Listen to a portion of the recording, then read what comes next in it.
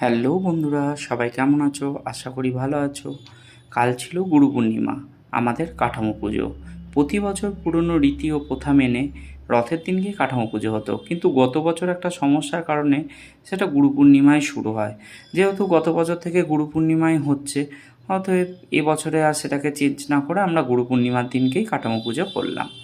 চলো আমাদের পুজোটা একটু তোমাদের দেখায়, দেখো তোমরা পুজোটা। ईश्वरी स्वस्ति दधातु ओम स्वस्ति ओम गोत्र स रतन मंडल दास सपरिवाराय धर्म अर्थ काम मोक्ष लाभार्थे ओम नमः ह्रीं दुर्गा प्रीति कामना लाभार्थे ओम नमः काठामो। দেখতে দেখতে আমাদের ছোট্ট সোহাগিনী আজ 11 বছরে পদার্পণ করতে চলেছে।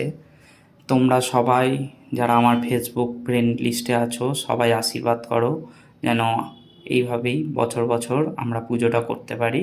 চলো বাকি পুজোর নিয়মকানুনগুলো দেখতে থাকো।